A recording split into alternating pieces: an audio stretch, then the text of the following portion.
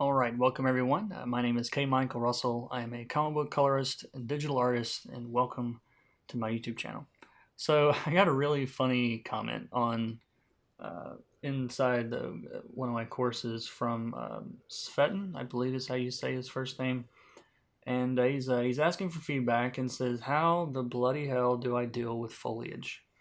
Um, which I thought was a funny way to put that.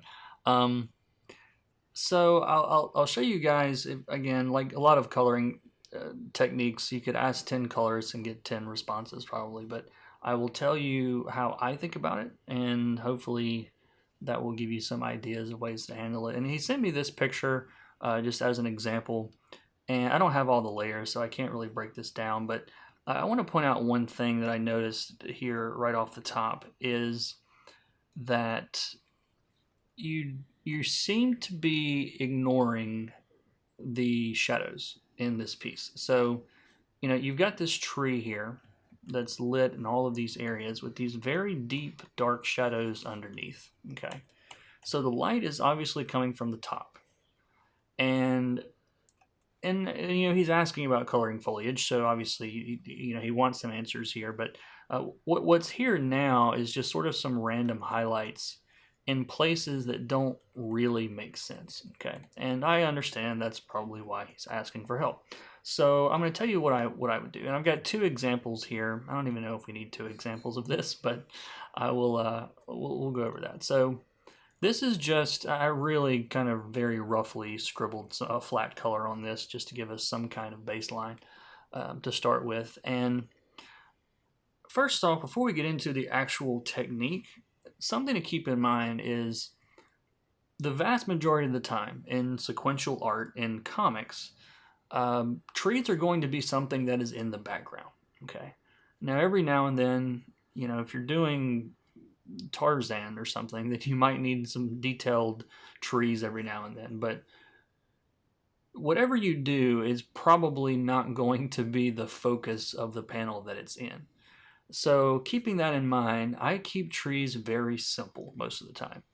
And there's two common mistakes, I think. A lot of people try to make it just, I'm coloring the tree now, okay? Instead of breaking it up into clumps of areas of the tree, So like in this case, you've kind of got an area here. Let me get a better color. An area here that's kind of one clump, and you've got another here, another here, another here. And so first off, don't try to look at it as I need to color all of this, you know, as one thing, because it can really help to break it down. And even with something like this, this is not great line art for comics, but try to find ways to break it up. So you've kind of got an area here, you've kind of got this little area, you've got this whole area, you've got this under here. And so you want to break it up, but also, of course, keeping in mind that if the light's hitting this from the top, it's going to be a lot up here and not very much down here, okay? Because this is starting to go under the tree. If we drew some, if I drew like some grid lines here, this is going to sort of start to go. We're going under this, so a lot of this is going to be in shadow under here. So what I would normally do is just go in and let's make a selection here. And, depending on what your lighting situation is, if it's nighttime, all this stuff, the color itself, it's going to be different. But I'm just going to get a little bit brighter. And let's say it's daytime, so the light's warm. I'm going to shift this a little bit toward yellow. Maybe saturate this a little bit. Something about like that. We could even go a little bit more saturated. There we go. Something like that. And I'm just going to start very lightly. This brush is 25% opacity. Okay, so I can kind of build this up if I wanted to. And I'm going to start laying this stuff in. Now this is a pretty low opacity brush, so this is, it's kind of building up here. And so at the top, obviously we're going to have a lot of light up here at the top on these ones that are at the top. But there's going to be some areas, like maybe underneath here, where it's not really catching much light at all. So I'm not treating every little clump of leaves the exact same way. Okay, like I'm not getting under, I'm not filling this whole area over here in the same way that I fill this in up here. Okay, so I just hit it a few times up here on the top. Again, maybe under this here, it doesn't even get any light at all. Maybe it's just, just hint at it a little bit. Again, not much down here. Okay, so, it's not hard. You just have to try to break it down into some basic shapes and then try to follow those shapes. And if you're doing it with, let's see, if I actually didn't make this a new layer, but if I was doing this with a lasso, I would do the same stuff. And instead of, brushing, I would just, select, more up here. And you could throw in some little zigzags and different things if you want to add some interest here, and you end up kind of with the same thing. What you don't want to do, the second thing, and I don't think I ever got to this earlier, but the second thing is people that think, okay, I have to color every leaf on this tree. Okay, it doesn't work that way. If you want to throw around, Aramis, my cat has decided to claw my carpet up. Please stop. Sorry. Okay. I swear he's taunting me. So if you want to show that there is some detail in there, hit it a few times. Let me get a little bit more opacity in here. And just throw it around a little bit. Here and there. I'm not coloring every leaf. I'm just getting, if you look into a tree and look at some reference, you really don't see every leaf. I mean, you're seeing certain leaves that are leaves. Certain leaves are catching the light more than others, and so I'm just throwing it around here and there. That's probably too much down there, but you kind of get the idea. Don't think that you have to go in like every little area and do this, because you will drive yourself crazy, and one, it doesn't really work anyway.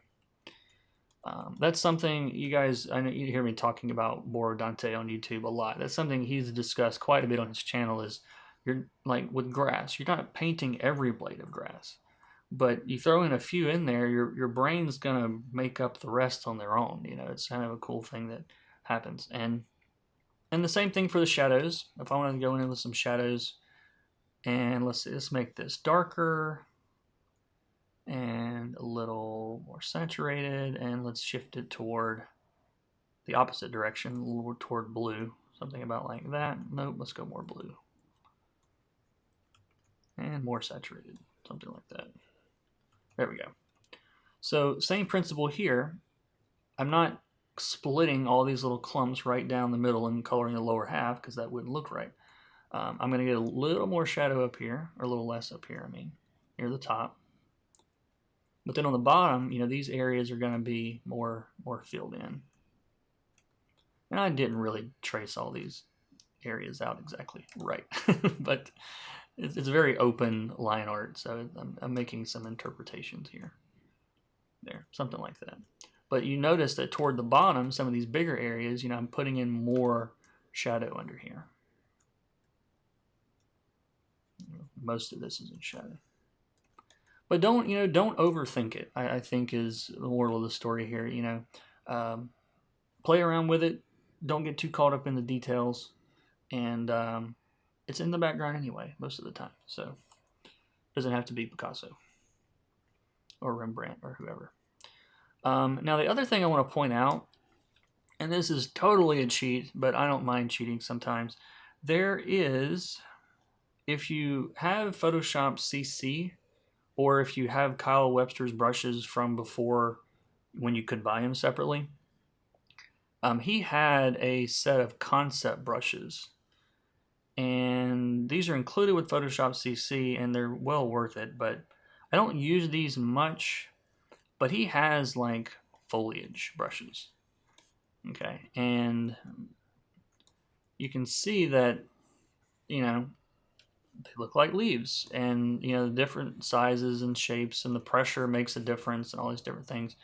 So sometimes I like to use that and then kind of smudge them up and blend them and things just to sort of hide the fact that it's just a stamped out brush. But he's got all sorts of different foliage options in here. But again, the main thing here is not just to throw down this and go, okay, I'm done. Get in there and mess around with it after you've used it as sort of a baseline. So if I go in here, and this is not really a great option for this particular tree, and this is kind of a bad color too, but if I throw this around like this, that's fine as a baseline, but then switch to a different brush. Let me get back to my square brush I was using earlier, and mess around with it, mess it up, get rid of some of the places where it just looks exactly like it came out of the box, basically. And you can also, I don't blend in Photoshop very much. I don't even know where that tool is. Mixer brush, yeah. And you can kind of stretch all that stuff around. I don't have good mixers selected here ready to go, but you can at least get some texture down with some of those type brushes if you want. But again, make sure the scale's right. Make sure that the leaves aren't 3 feet across or anything if you use those kind of brushes. I'm honestly not a huge fan of using this kind of stuff for comics because it's easy to use it as a crutch and you don't really ever get any better. But I would much prefer to see something like this in a comic than an obviously brush, leaf brush.